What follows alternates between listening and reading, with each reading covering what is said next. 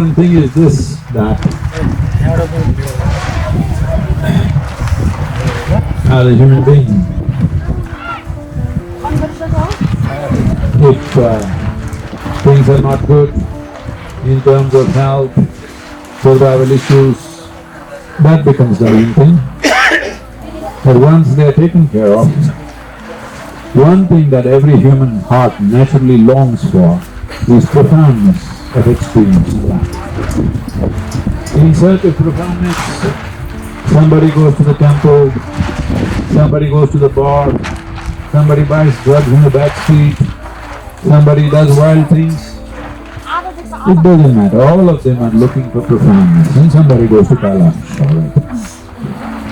So essentially, it is about allowing something deeper than what we have experienced till now to happen to us. That's an important thing. So if that needs to happen, this is becoming a long talk. I thought I'll speak to you 2 minutes. We don't mind. Please keep going.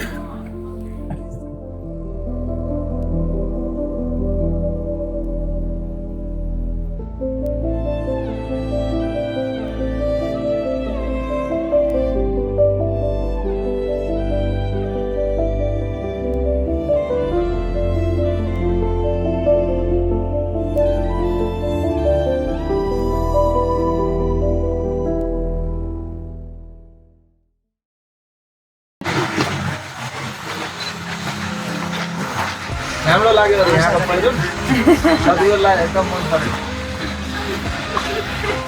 एउटा ख्याल ल्याउने पलायो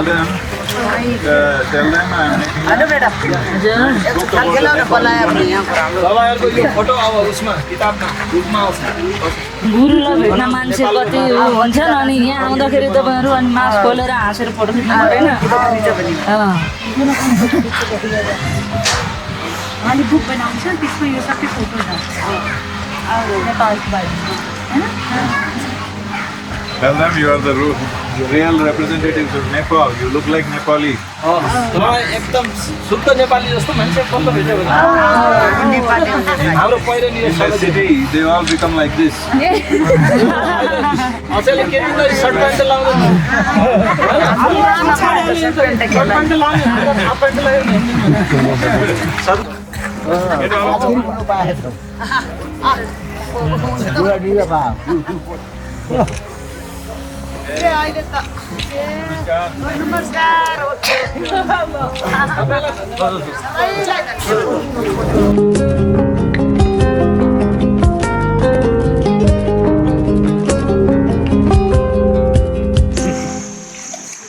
Well, Mount Kailash is a repository of great mystical possibilities. Right from the time of Adiyogi Shiva, many sages and the Buddhas and yogis have deposited their knowledge and knowing there. So, there are many spaces like this in the Indian subcontinent, but there is no comparison to Kailash in terms of its volume and its depth. So, for me, I'm not somebody who needs to go somewhere for my spirituality. If I close my eyes, I'm done. But I wanted people to experience this. That's why we're bringing them not as tourists, but as pilgrims to really experience what Kailash is. And it has become such a profound experience. Year after year, the numbers are increasing. This year, I think we're taking about 1,300 people, which is a large number for any group to go. And in spite of Tibetan border being closed because of the pandemic, we are coming to Limi Valley and viewing Kailash from nearly 40 kilometers away and Manasarovar from approximately 8 kilometers. I hope at least next year it opens up because across the world we have created the longing in people's hearts to see Kailash, to have a darshan of Kailash. It's become so significant. You will be surprised to know that, it's always been on for thousands of years, but just through us, millions of people now want to go to Kailash. It is, I hope that possibility opens up in 2023 for everybody to go there and have darshan. Well, Nepal is a spectacular land and fantastic terrain. We must keep it this way, it's very important because its strength is in its beauty.